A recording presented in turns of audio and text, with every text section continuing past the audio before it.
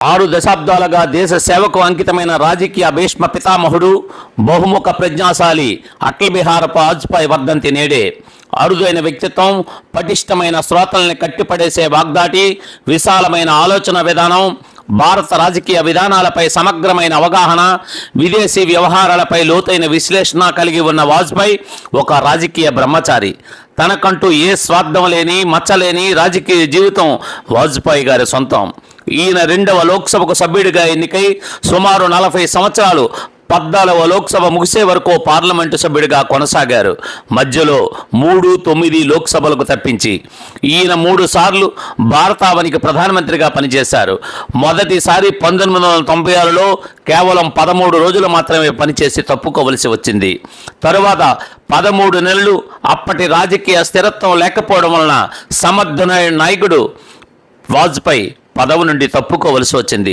3వసారి 1999 ఎన్నికల్లో భారతీయ జనతా పార్టీ అటల్ బిహారీ వాజ్పేయి నేతృత్వంలో స్థానాలను సొంతం చేసుకుని 5 సంవత్సరాలు వాజ్పేయి ప్రధానమంత్రిగా కొనసాగారు. ఈయన పరిపాలనా కాలంలో ప్రధానమైన ఘట్టం 2వసారి అణుపరీక్షలను నిర్వహించడం. పాకిస్తాన్తో జరిపిన కార్గిల్ యుద్ధం చారిత్రాత్మకం, భారత జాతి విజయ కిరీటం. ఈ దేశ రవాణా వ్యవస్థను సమూలంగా మార్పు చేసిన ప్రధానమంత్రి భారతరత్న వాజ్పేయి.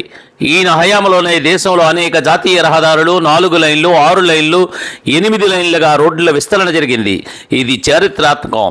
ఇప్పటికీ వాజ్పేయి రహదారులుగా ప్రజల గుండెల్లో మిగిలిపోయాయి. వాజ్పేయి సామాజిక రాజకీయ కవితలు రచించిన అభ్యుదయ రచయిత, సాహితీవేత్త, జర్నలిస్టు కూడా. వాజ్పేయి వేలాది ముందు బహిరంగ సభల్లోనూ పార్లమెంటులోనూ కవితాత్మకంగా చేసిన ప్రసంగాలు, జనరంజకంగా చేసిన ప్రసంగాలు ప్రజలను, రాజకీయ నాయకులను ప్రభావితం చేసి ముగ్ధ మనోహరణలు చేసేది. భారతదేశం భారతరత్న, పద్మవిభూషణ్ అవార్డులనిచ్చి గౌరవించింది. అలాగే మరొక దేశం ఆర్డర్ ఆఫ్ అవిస్సాం ఆలిట్, బంగ్లాదేశ్ ప్రభుత్వం బంగ్లాదేశ్ లిబరేషన్ వార్ గౌరవం ఇచ్చి సత్కరించాయి. అలాగే లోకమాన్య తిలక్ జాతీయ అవార్డు, అత్యుత్తమ parliamentarian award, Pandit Govinda Vallabh Pant award సొంతం చేసుకున్నారు.